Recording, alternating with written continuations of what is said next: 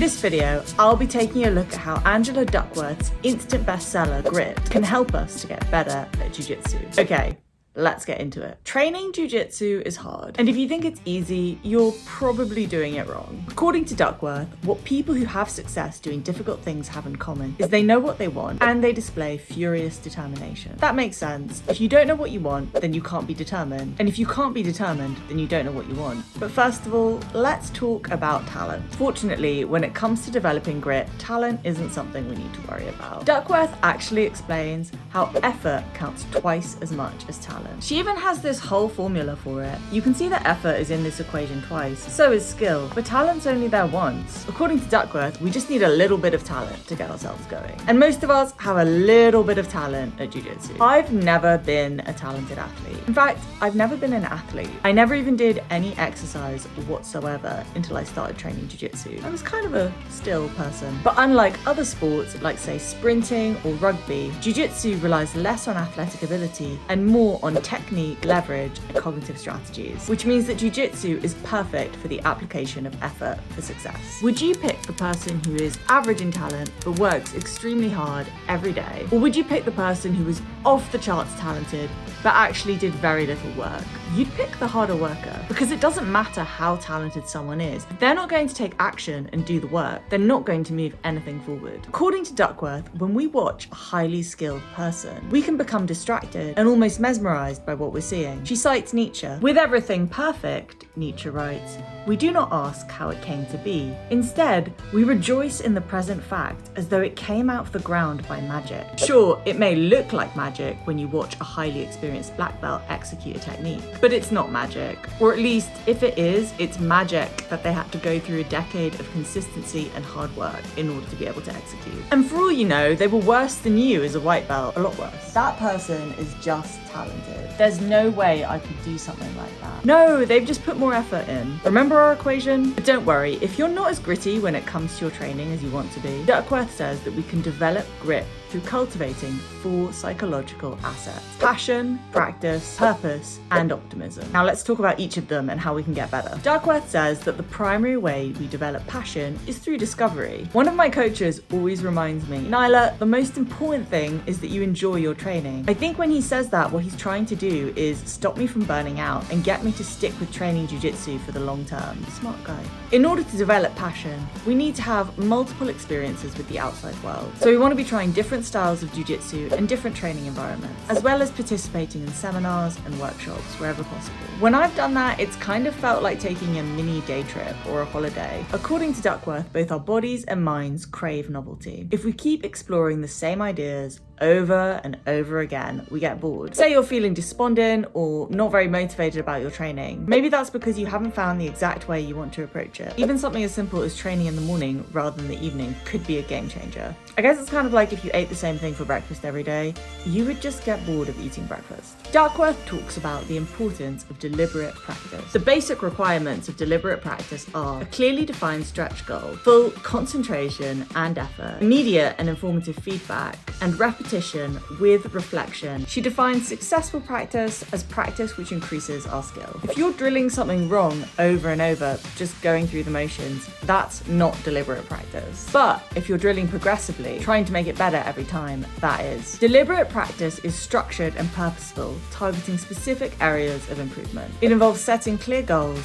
getting immediate feedback, and deliberately pushing oneself beyond one's comfort zone. Duckworth emphasizes that deliberate practice requires intense concentration and effort. It's not about mindlessly repeating tasks, but about actively working on weaknesses and defining skills. For example, instead of just defaulting to our A game when we spar, we can instead focus on improving specific areas. In terms of feedback, that's obviously something we can get from our coaches, but we can also get deliberate feedback from our training partners. For example, if you're drilling a pressure pass, you can stop in the middle of the technique and ask your training partner if they're easily able to re-guard, sweep you, or just push you off them. If they can, then you know there's something wrong with your position. Duckworth describes deliberate practice as the desire to continue to do better, of constantly looking forward and wanting to grow. Nobody ever got something for nothing. When we're running on the treadmill, the frustration comes from the fact that our cardiovascular system is under strain. When we're learning jiu-jitsu, yes, we might be feeling tired, but it's also frustrating to take applied learning and do it with our bodies in a way that feels unfamiliar and uncomfortable. But rather than dismissing the move as one that doesn't work, or is something that our bodies just can't do, if we apply Duckworth's methodology here, maybe it would be better to teach ourselves to move through that frustration. In other words, to become grittier. Beyond passion, which is more individually focused, having a sense of purpose can provide us with deeper motivation and drive. If you have a why for life,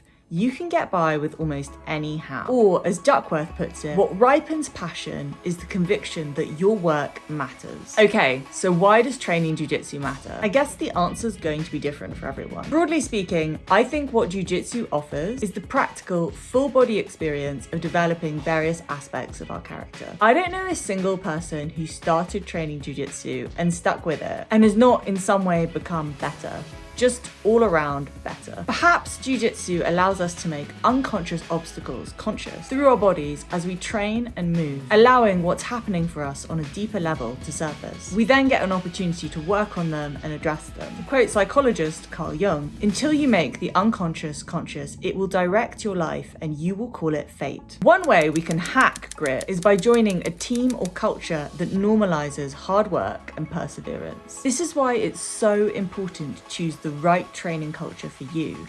And also to understand that we contribute and shape our training environments every day. To give an example, if everyone at your gym is lifting weights 2 or 3 times a week on top of training jiu-jitsu, you're much more likely to do the same thing because there's a culture of doing that. If only because everyone will just be so much stronger than you on the mat. Equally, if you're a member of a gym where people just stop halfway through a round because they're feeling tired, not dangerously I'm falling asleep or about to get injured tired, more like I don't really feel like doing this right now, tired. Or say everyone goes out every night after training and gets really drunk, you're also more likely to engage in that behavior, which is not so much focused on hard work and perseverance. Last of all, in becoming grittier, we need to cultivate a sense of hope and optimism. Duckworth talks about how hope and optimism are critical components of grit. Hope is the belief that we can achieve our long-term goals through effort and perseverance. And optimism is a more general expectation that things will turn out well. If you feel like nothing is in your control and you can't change anything, then there's no reason to work hard. But if you feel like you can change things and that things will probably turn out well if you do, then you have a reason to work hard. I remember when I first started training, I think it was maybe in my first 9 or 10 months of being a white belt, I used to get this feeling that the technique was just beyond my capabilities. There was just no way I was going to get it. Then one day I decided to change the way I was seeing the situation. I think I just got sick of it. I basically decided that if I worked on the technique piece by piece, I would eventually be able to get it. And then by default, I started to just work harder and focus more because I just had the belief that I could do it. And no wonder, because Duckworth says, when we let that despondent voice take over, we're in a way giving ourselves an easy way out of doing the hard work by saying that we just can't do it. We can also remind ourselves of our progress and strengths. Maybe you're not very good at escaping side control, but 3 months ago, you didn't even know how to do it. In her final words, Duckworth talks about how grit is an act of commitment to what we love doing, which meets other qualities of our character. Just as training jiu-jitsu goes on to impact other aspects of our lives. I mean, if we start getting grittier when it comes to jiu-jitsu, who knows what we can accomplish. I hope you found this video helpful. I'd love to have you come with me on my jiu-jitsu training journey. So if you want to follow along, go ahead and hit subscribe.